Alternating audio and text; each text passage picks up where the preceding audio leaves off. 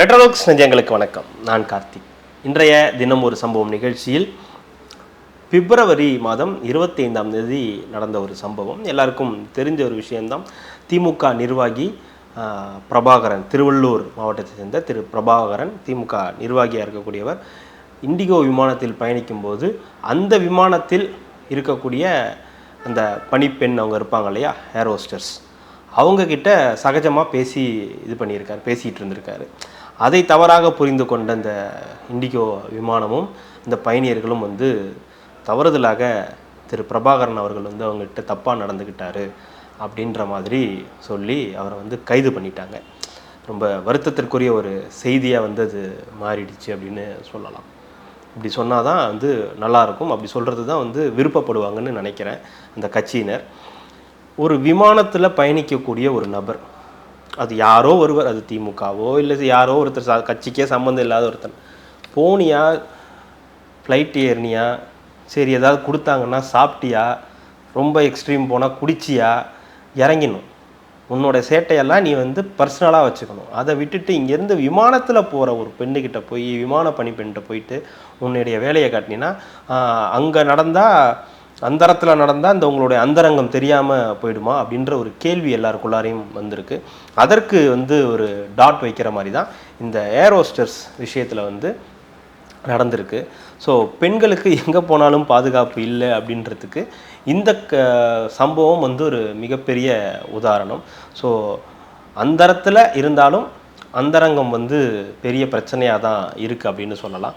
So அப்படி ஒரு நபர், கைது செய்யப்பட்ட நபர் தான் திமுக நிர்வாகி. நம்ம தொடர்ந்து இந்த தினம் ஒரு சம்பவத்தில் இந்த மாதிரி இந்த ஆட்சியில் நடந்தக்கூடிய மிக முக்கியமான சில சம்பவங்களை எடுத்து பேசிக்கிட்டு இருக்கோம். அப்படி ஒன்று தான் இந்த இண்டிகோ விமானம் சம்பவம். ஸோ இந்த பிரபாகரன் அப்படின்ற ஒரு நபர் மிக முக்கியமான ஒரு திருவள்ளூரில் இருக்கக்கூடிய ஒரு நிர்வாகியாக இருக்கார். அவர் செய்திருக்கக்கூடிய இந்த சம்பவம் இதுவும் திமுகவை தான் போய் பாதிக்கும். ஏற்கனவே நம்ம லிஸ்ட்டு போட்டிருக்கோம். ஞானசேகரன், தெய்வச்செயல் அப்படின்னு ஒருத்தர், இந்த மாதிரியான நபர்கள் வரிசையில் இந்த பிரபாகரன் ஒருத்தர் சேருவார். இவரை போலவே அடுத்தது இருக்கக்கூடியவர் பரத்னு ஒருத்தர், இந்த டி நகரில் 8 வயது 13 வயது சிறுமிக்கு கிட்டத்தட்ட 5 வருடங்களாக பாலியல் ரீதியான துன்புறுத்தலை, 8வது படிக்கிறதுலேருந்து பாலியல் ரீதியான துன்புறுத்தலை கொடுத்துருந்துருக்கு. அவரையும் போக்சோ சட்டத்தில் கைது பண்ணியிருக்காங்க. இவரும் பெண்களுக்கு எதிரான குற்றத்தில் இருக்கிறதுனால இவரையுமே அந்த இதில் கைது பண்ணியிருக்காங்க. அப்படின்னும்போது தொடர்ந்து இந்த பெண்களுக்கு மீதான குற்றங்கள், சம்பவங்கள் அதிகரிக்குது. அதுவும் இந்த மாதிரி ஏர் ஹோஸ்டர்ஸ்கிட்ட போயிட்டு, ஏர் ஹோஸ்டர்ஸ்னால் எதுவும் தவறான ஒரு எண்ணத்துக்கு போவாங்களா? ஏன்னா இப்போ ஜென்ரலாகவே இப்போ பெண்கள்கிட்ட அத்துமீறது அப்படின்றதெல்லாம் சர்வசாதாரணமாக நடக்கக்கூடிய விஷயமா இருக்குது. அதற்கு காரணம் நம்ம தொடர்ந்து சொல்கிறது மெத்தாக இருக்கட்டும், இந்த மாதிரி மது போதையாக இருக்கட்டும், இல்லை கஞ்சாவாக இருக்கட்டும், இந்த மாதிரி ஏதோ ஒரு விஷயங்கள் நடக்குதுன்னு போது அந்த விமான பணிப்பெண்கிட்ட போய் என்ன மாதிரியான வேலையில் ஈடுபட்டிருக்காருன்னா, அப்போ ஒருவேளை அவங்கள அவர் தவறாக நினச்சிட்டாரா? அந்த மாதிரி பணிப்பெண்களில் அவங்களெலாம் ரொம்ப சிரித்து சகஜமாக பேசக்கூடியவர்களாக இருக்கிறதுனால தவறாக நினச்சிட்டாரா அப்படின்ற ஒரு கேள்வி இயல்பாக எல்லாருக்குள்ளேயுமே எழக்கூடிய ஒரு கேள்வியாக இருக்குது. நம்ம தொடர்ந்து சொல்லக்கூடிய விஷயம், இந்த மாதிரியான நபர்களுக்கு என்ன மாதிரியான தண்டனைகள் வேணும் அப்படின்றது ஒரு பெரிய கேள்வியாக இருக்குது. ஏன்னா நம்ம இந்த விளாத்திக்குளம் சம்பவத்திலே பார்த்தோம்.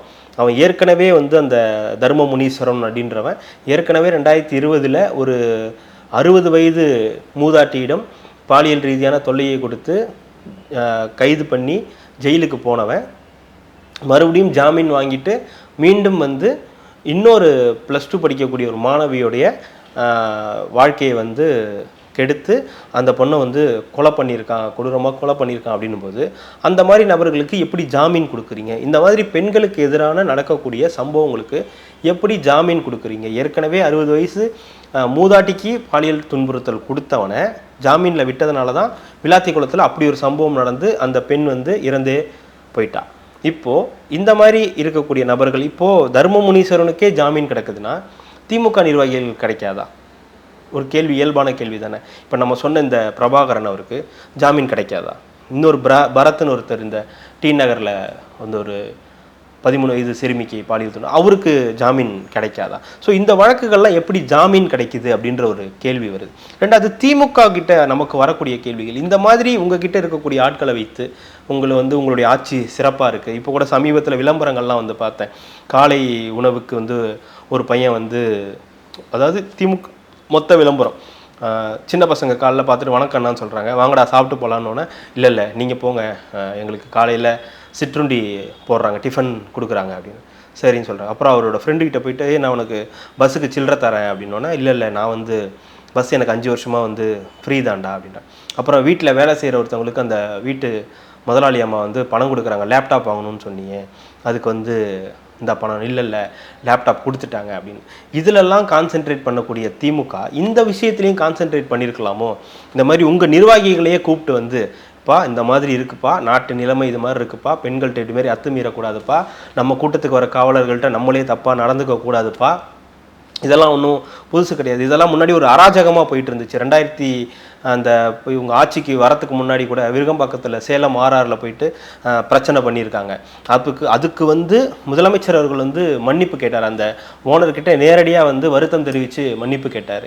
பட் இந்த சம்பவத்துக்கெல்லாம் என்ன மாதிரி அப்போது அடிதடினா தான் வந்து இந்த மாதிரியான சம்பவங்கள், இந்த மாதிரி குற்றச்செயல்களில் ஈடுபட்டால் வெறுமனே கட்சியிலேருந்து நீக்கிறதோட சரி, மற்றபடி எந்த விதமான சாரி இது, ஏன்னா நடுவில் சாரிலாம் கேட்டார், அந்த ஆணவ கொடுகொலைகளுக்கு சாரிலாம் வந்து கேட்டிருக்காரு. அப்படின்னும் போது இதை வந்து எப்படி எடுத்துக்கிறது? இந்த நிர்வாகிகளை முதல்ல கூப்பிட்டு ஒரு பாசறை கூட்டம் வைங்க, நீங்கள் எப்படி நடந்துக்கணும், திமுக நிர்வாகிகள்லாம் எப்படி இருக்கணும், திமுக நிர்வாகிகள் பெண்கள்கிட்ட வந்து எப்படி ஒழுக்கமாக இருக்கணும்னு ஒரு கிளாஸே எடுக்கணும் போல இருக்குது. ஏன்னா அவ்வளோ சம்பவங்கள் வந்து ஏரோஸ்டை போனால் பிரச்சனை, அப்புறம் ஸ்டூடெண்ட் தனியாக இருந்தால் பிரச்சனை, அவங்கள்ட்ட அண்ணா யூனிவர்சிட்டியில் அதான் ஸ்டூடெண்ட் பிரச்சனையாக வருது, இல்லை வேறு எங்கேயாவது ஒன்றுனா அந்த குழந்தைகள் வீட்டில் இருந்தால் அவங்கள்ட்ட ஒரு பிரச்சனை வருது.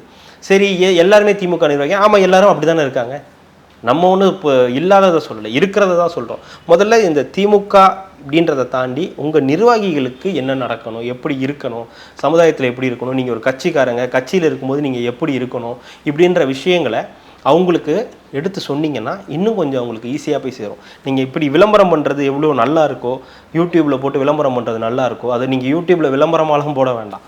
அதை உங்களுடைய தனிப்பட்ட முறையில் எப்படி இருக்கணும், சுய ஒழுக்கம்னா எப்படி இருக்கணும், சமுதாயத்திலலாம் எப்படி இருக்கணுன்ற மாதிரியான வீடியோக்களை போட்டிங்கன்னா, வீடியோ கூட வேண்டாம், அவங்கள கூப்பிட்டு நீங்கள் ஒரு கூட்டம் நடத்துனீங்கனாலே அவங்களுக்கு சில விஷயங்கள் புரிய போகுது. இதனால் கட்சிக்கு ரொம்ப கெட்ட பேர் ஆகுதுப்பா, உங்களால் வந்து எல்லாரும் நம்மளை வந்து அவதூறு பேசுகிறாங்க, தப்பாக நடந்துக்காதீங்க, தவறாக இருக்காதீங்க, சமுதாயத்துக்கு நல்ல மனிதர்களாக இருங்க, ஆளுங்கட்சியாக இருந்துக்கிட்டு நம்ம என்ன செஞ்சாலும் வந்து நம்மளை வந்து ஒத்துக்க மாட்டாங்க அப்படின்னு சில விஷயங்களை எடுத்து உரைச்சிங்கன்னா அதை அவங்க புரிஞ்சிக்க போகிறாங்க. எவ்வளவு வழக்குகள் நீங்களே நம்ம வந்து பார்க்குறோம் இல்லையா, எவ்வளோ வழக்குகள் மட்டும் இந்த திமுக நிர்வாகிகள் சமீபத்தில் மட்டும் நடந்த சம்பவங்களை வச்சு மட்டுமே வந்து பாருங்களேன், எவ்வளோ சம்பவங்கள் நடந்திருக்கு அப்படின்றத. அதுதான் இங்கே ஒரு பெரிய பிரச்சனையாக இருக்குது. சட்டம் ஒழுங்கும் இவங்களுக்கு இருக்கக்கூடிய இந்த பிரச்சனைகளும் அந்தரங்க பிரச்சனையையும் வந்து எப்படி வெளிப்படுத்துகிறாங்க, எப்படி வந்து ஒரு விமானத்தில் அத்தனை பேர் பயணிக்கக்கூடிய விமானத்தில் ஒரு பணிப்பெண்கிட்ட தவறாக நடந்துக்க முடியும், பாலியல் ரீதியான தவறாக நடந்துக்க முடியுன்ற எண்ணம் எங்கேருந்து வருது? அந்த பயம் இல்லையா? எந்த பயமுமே அவங்களுக்குலாம் இல்லையா?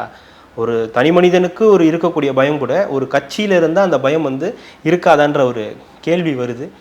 கண்டிப்பாக அடுத்தடுத்த நிகழ்வுகளில் தொடர்ந்து பேசலாம். மிக்க மகிழ்ச்சி. நன்றி.